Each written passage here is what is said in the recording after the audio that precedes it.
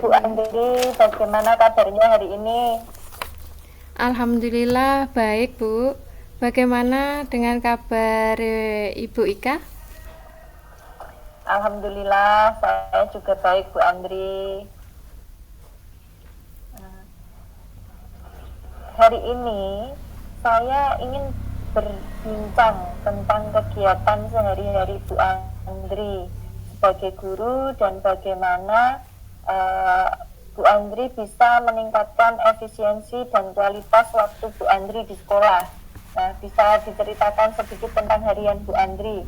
Iya Bu, untuk sehari-hari itu setengah 7 itu saya sudah berangkat dari rumah. Jadi saya sudah sampai di sekolahan. Kemudian saya mempersiapkan apa saja materi atau bahan ajar yang akan saya gunakan di kelas. Kemudian biasanya untuk kegiatan jam 7 itu masih ada kegiatan pembiasaan, entah pembiasaan sholat duha ataupun senam. Nah, itu kemudian setengah 8 saya baru masuk kelas. Setengah 8 saya masuk kelas sampai jam setengah 1, sampai jam 12 itu biasanya pembelajaran. Kemudian jam 12 sampai setengah 1 itu masih ada kegiatan sholat duhur Bu untuk kelas 3. Setelah itu setelah sholat duhur anak-anak itu pulang dan saya kan masih ada di sekolahan, sementara untuk guru kelas atas masih mengajar. Jadi kegiatan saya di kantor itu masih mengerjakan tugas administrasi Bu. Kebetulan saya memiliki tugas administrasi, tidak hanya administrasi guru tetapi juga sebagai operator Arkas. Jadi saya mengerjakan administrasi yang berhubungan dengan dana bos. Kemudian setelah itu saat-saat ini saya juga mengikuti program guru penggerak Bu. Jadi terkadang jam 1 itu saya mengikuti Zoom. Seperti itu Bu. Oke, kedengarannya sibuk sekali. Nah, bagaimana Anda mengatur waktu antara mengajar dan dengan tugas tambahan atau tugas administrasi Bu Andri tadi? Ya, saya mencoba untuk menyelesaikan sebagian besar tugas administrasi setelah jam pelajaran berakhir. Terkadang apabila tidak waktunya tidak nuntut di sekolahan, itu pekerjaan-pekerjaan itu saya bawa pulang, Ibu. Apakah ada tantangan atau uh, hambatan tertentu dalam menghadapi situasi dalam mengelola waktu tadi Bu Andri? Iya Bu, kalau dari diri saya sendiri itu, tantangan terbesarnya terkadang saya sulit untuk menjaga fokus saat berpindah dari mengajar ke tugas administrasi. Kadang-kadang saya merasa kewalahan dengan banyaknya pekerjaan yang harus diselesaikan dalam waktu singkat. Nggih. Nah, itu bisa dimengerti nggih. Nah, kalau sudah seperti itu, mari kita coba beberapa strategi untuk mengatasi tantangan Bu Andri tadi. Nah, bagaimana jika kita mulai dengan membuat jadwal harian yang lebih terstruktur, misalnya alokasi waktu tertentu untuk tugas administrasi dan pastikan ada waktu istirahat yang cukup untuk menjaga fokus Anda. Wah, itu ide yang bagus, Bu. Dan tidak terfikirkan sebelumnya. Saya pikir dengan jadwal yang lebih teratur, saya bisa lebih fokus dan lebih produktif. Ya, nah kita bisa mulai dengan membuat daftar prioritas harian. Apa saja tugas yang harus diselesaikan setiap hari.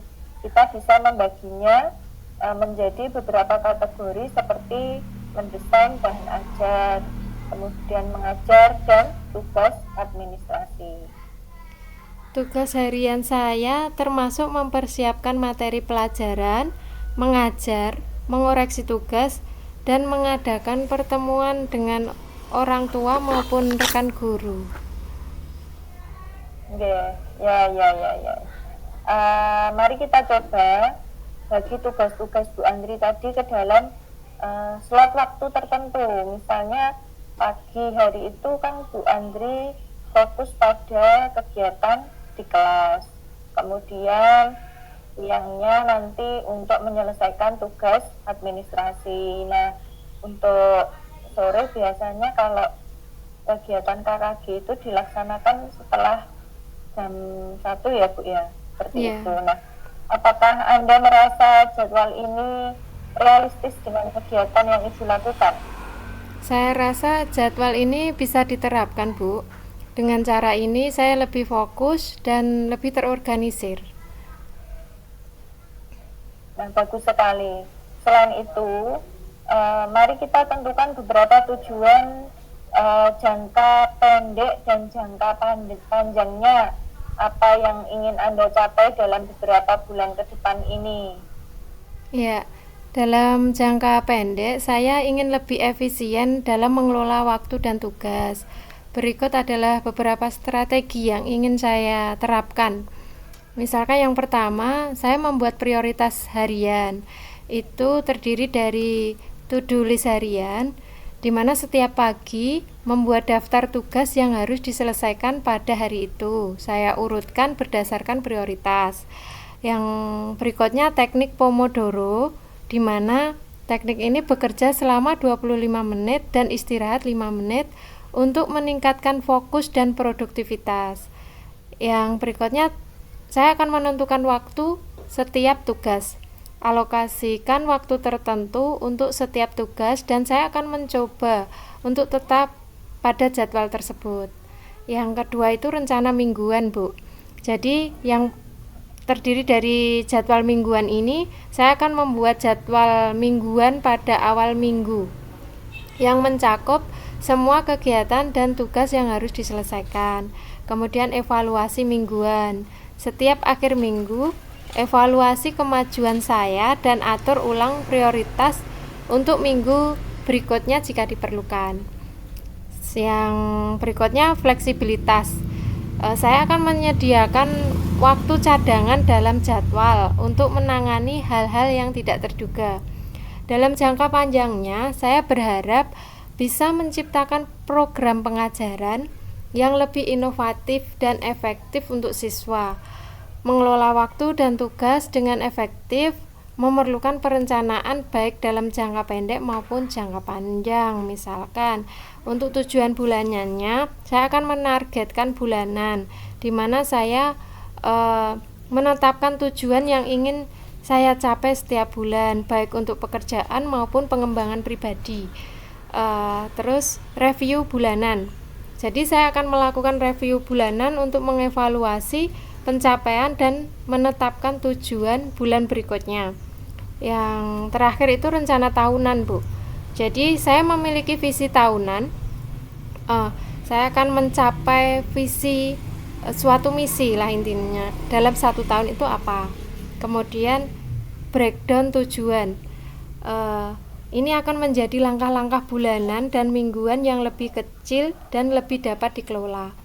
Kemudian saya akan memonitoring kemajuan saya, di mana saya akan menggunakan kalender atau alat manajemen proyek untuk memonitor kemajuan sepanjang tahun.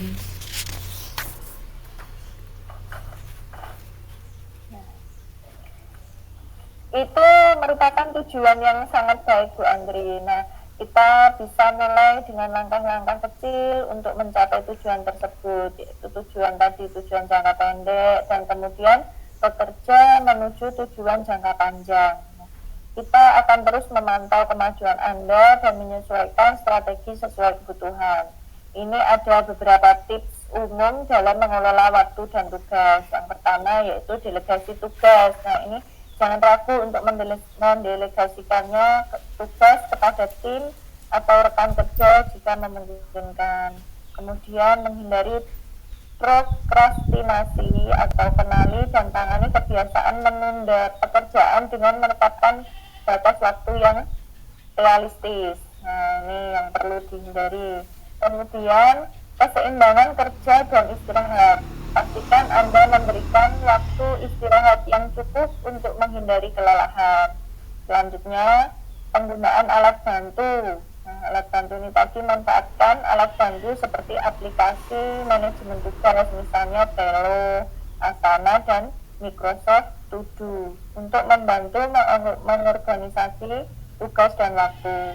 Nah, dengan menerapkan strategi ini tadi, Ibu dapat lebih efektif dalam mengelola waktu dan tugas baik dalam jangka pendek maupun jangka panjang.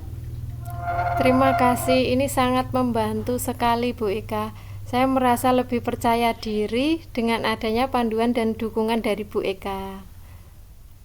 Sama-sama Bu, saya senang bisa membantu dan jangan ragu untuk selalu sharing dengan saya jika ada yang perlu dibicarakan atau ada tantangan yang muncul. Mari kita jadwalkan. Nggih, Bu.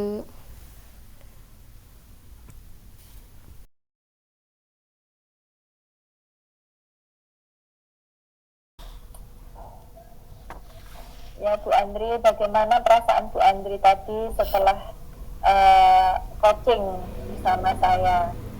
Ya, saya merasa senang Bu, dan saya mendapatkan beberapa banyak ilmu-ilmu baru dari panjenengan. Kemudian saya juga dapat wawasan yang mana saya mengalami kesibukan, tapi jenengan memberikan arahan-arahan kepada saya, menuntun saya agar saya itu bisa menemukan bagaimana saya bisa mengatur kesibukan saya itu. Dan saya merasa panjenengan sangat aktif dalam komunikasi ini. Selain itu saya merasa dipedulikan seperti itu Bu. Ada rasa kepedulian dari panjenengan, rasa empati dari panjenengan itu menambah semangat saya untuk lebih maksimal lagi dalam mengerjakan tugas-tugas saya.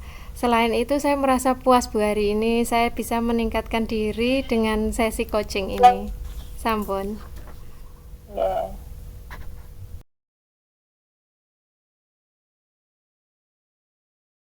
Oke. Selamat pagi Bu Ika, bagaimana kabarnya hari ini? Siang ya Mbak ya, maaf saya.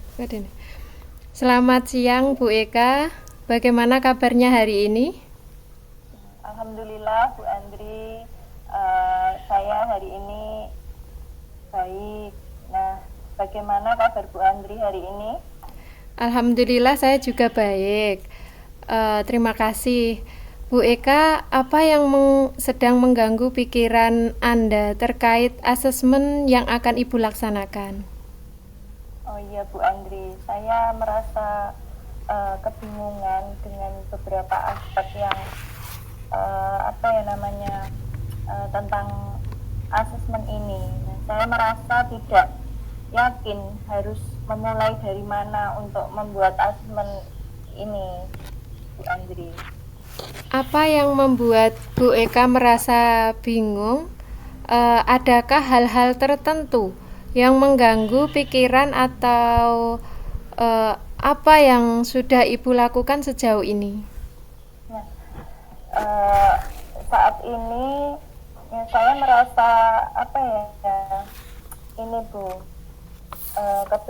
kebingungan terkait format, terus format seperti apa yang saya buat, nah format seperti apa yang harus saya gunakan.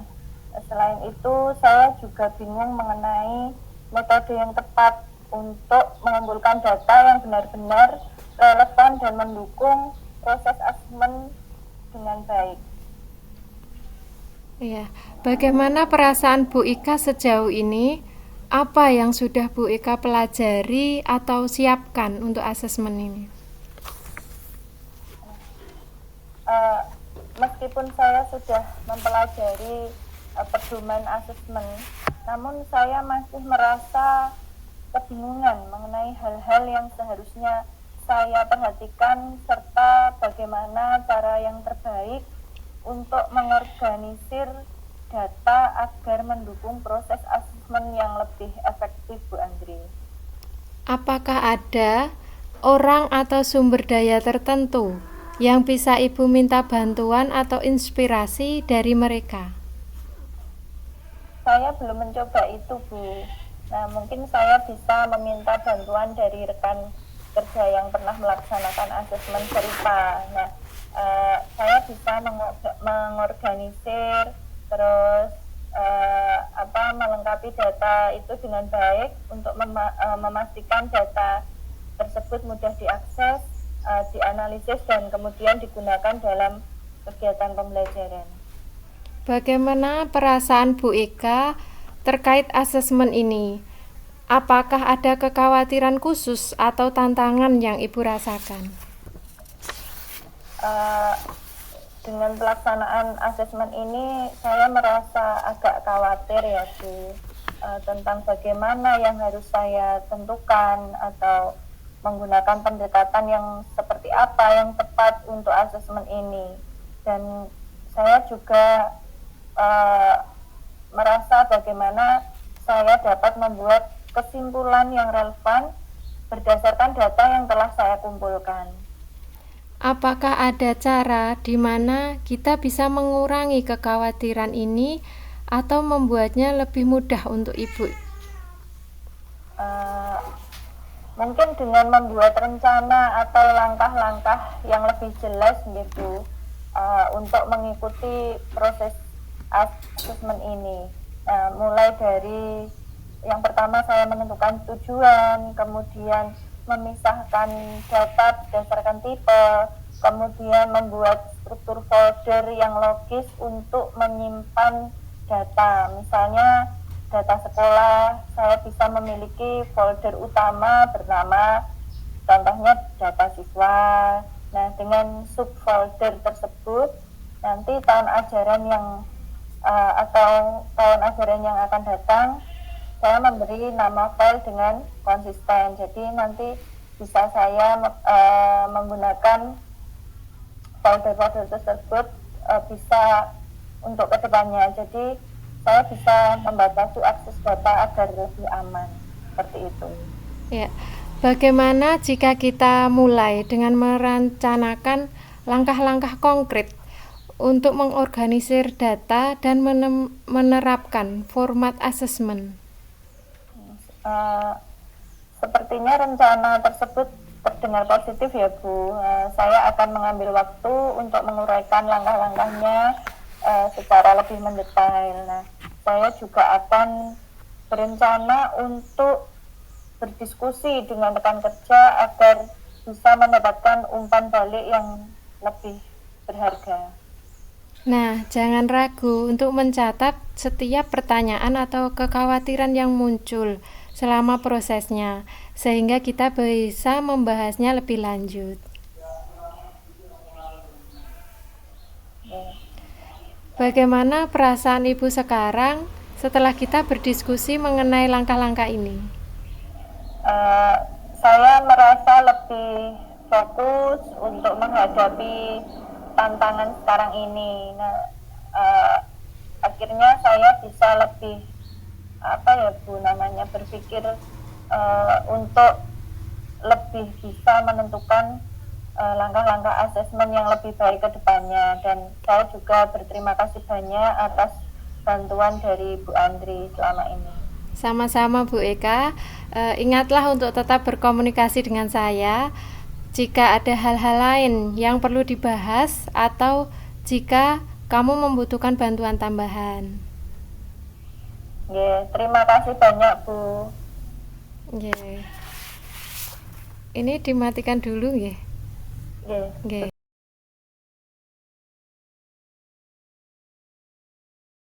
Apa yang Anda rasakan pada saat di coaching? Ya, Bu. Perasaan saya ketika melaksanakan saya jadi coach ya, saya merasa terbantu karena dengan coaching ini tadi saya mendapat panduan atau saran yang bermanfaat. Kemudian saya juga merasa dihargai karena ada seseorang yang bisa meluangkan waktu untuk memberikan perhatiannya kepada saya untuk membantu perkembangan pribadi dan profesional saya.